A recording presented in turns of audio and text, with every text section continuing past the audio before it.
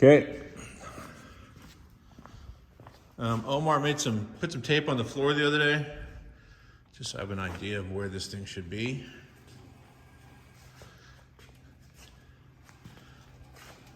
Just so you know, I think I did my Chevelle on the ground.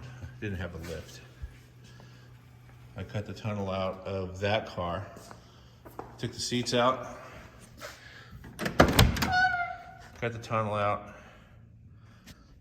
made another tunnel. Before I was always trying to make the tunnel so it was contoured to the floor and it wasn't taking up a ton of space, and you know, then I started thinking, you know what, that's all dead real estate right there.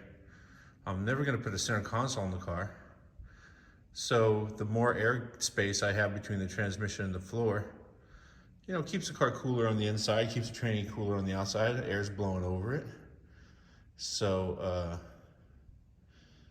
yeah, I made that tunnel in 2 pieces. Actually, I made one. If you go back on my YouTube videos, there's the first one I did, which is sort of rounded, and everything fit and went together, and I was driving it. And then I wanted to go a little bit lower with the car, so I had to cut the rear portion of the tunnel out because the drive shaft was really close to it. So I made a second piece, and then at the same time, made the front piece even bigger. So plenty of room. I could put a 4L80 in this thing if I wanted to. So, yeah, and I did this whole thing on the floor. That was the moral of the story. No lift. And then when I did have it on the lift, I hammered it around and did what I needed to do. Looks like this car's been moving. Interesting. Either way, I think I already pulled the safeties. Going down.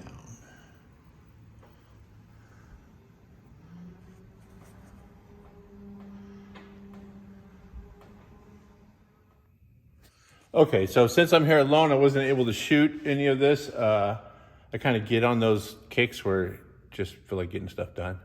And I missed some of it. That's because making videos is second to making cars.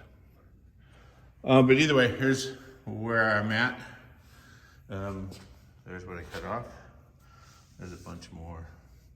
Basically, made it kind of symmetrical, kind of level. Once I get the tunnel in, I will then massage. We got a radius right here that is different from this side. Aesthetically, you'll look at it from the floor and you'll be able to see it from underneath the car. I mean, honestly, it doesn't really matter. But once the tunnel's in, it's giving me some structure. I'll be able to roll that a little bit and be able to see exactly where it can be moved over. But right now, there's small enough space to, yeah, fit around the transmission. I want to roll the body back up, or roll the frame back up and lower the car down just to verify that that's going around that. And then while it's sitting on the frame, I will hop in it and start doing that cardboard work. Not really that big a deal, but it's pretty fun because you see, you get stuff done. You see it happening right there in front of you. All right, let me lower stuff. Be right back.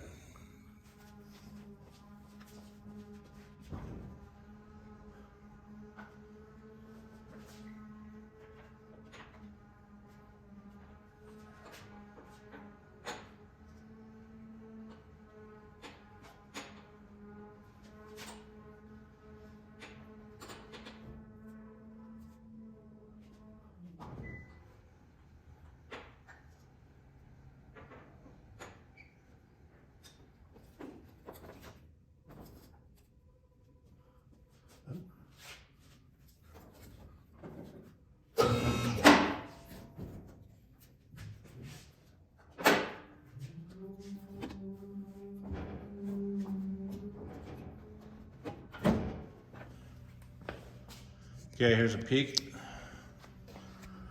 Plenty of room, plenty of clearance. I can access all the bolts from the engine compartment.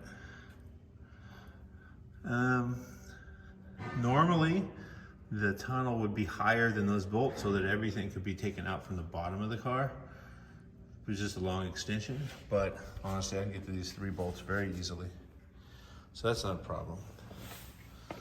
Also, it's a little bit of a cleaner install. There's plenty of room around the transmission, plenty of room for the harness. I'll put 90s coming right off of the trans cooler lines, and plenty of room for the shift linkage. Also plenty of room for gas pedal. So yeah, it all looks good. Yep, feel good about it. I feel good about it. Okay, so I neglected to record the CAD work, the cardboard assisted designing. I've made quite a few trans tunnels, so I just sort of got into the zone and started whipping it out. This right here is I'm using a repop Beverly shear to cut the metal that I'm going to use to actually make the finished tunnel. I made the pattern out of white construction paper or project paper. Kind of a little bit thinner than cardboard. I wish I had some cardboard floating around. I just didn't have any. But it works out pretty well. I made an upper piece and then the center piece. Just because there's a crease in the middle. If you can make it in one piece to go from the firewall straight to the back of the transmission. It just doesn't really look like it belongs in there. It looks a little strange. So I made 2 pieces with a crease in the middle. I'll be welding that together on the finished product, but it's all under carpet anyway. This is going to be just a driver. After transferring the pattern, actually, spend some time with the cardboard, and if you're building one of these, and basically the nicer you make it fit in paper and cardboard, the better the pattern, the nicer it's going to look in metal. So also leave a little extra. I left a 1/4 inch or so on these cuts, and it came in handy. Because after I did the arch, and fitted them, I was like, wow, I need just a little bit more, and luckily I had left a 1/4 inch or so all the way around, so it worked out well. I used an acetylene bottle I had floating around, or a propane tank is what it was, a propane tank, to put the arch in these, and then I used a piece of straight pipe and some C-clamps on a workbench to do the rear arches, which are a little bit smaller. I'll point those out in the future part of this video. So that's really it. That's the upper piece right there. Don't forget to mark top and bottom. And I've actually made patterns, went over and spent 20 minutes trying to figure out why they don't fit, because they sure fit great a minute ago, and realized that they were super close, but not exact. And I was putting it in upside down. So let me do a couple more cuts, and then we'll get back in the car.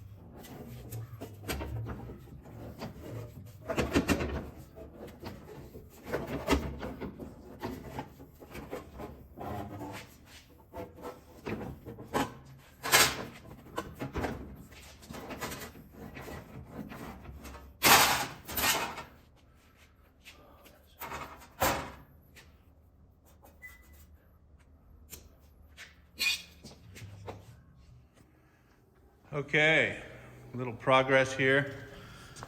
I have the Clecos, which are little tools. You drill a small hole and it holds everything together. I went ahead, since I'm going to be welding up all the holes anyway, use little self-tappers, zip it all together, and then I will tack it, the back piece and the upper piece together, and then take it all out and weld it on the bench.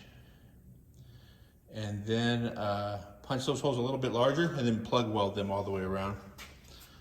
But for now, with it zipped together like this, I can hammer and dolly and massage it around, get it a little bit closer, then put the body, take the body off the frame and massage the bottom so it fits better. But yeah, this is all right. There's more than enough room for the transcooler lines. And I actually raised the back just a little bit to make room for the larger U-joint, because the drive shaft is pretty close right there. I may take a little angle out of the motor or the drivetrain. But there it is. Turned out all right.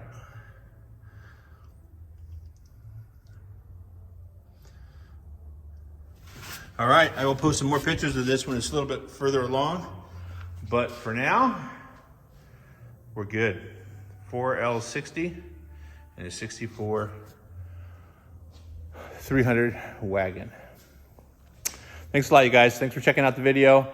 Leave me some comments. Let me know what you want to see. Tell me how you think I can do a better job making these videos. I've been noticing a lot of videos, people spend a lot of time talking to the camera. Yeah, not my favorite thing to do, but hey, you know what? If it makes a good video, I'm cool with it. Maybe I can explain stuff a little bit better. That's it. Don't forget to subscribe, like if you like the video, and share the video with a friend. See you guys.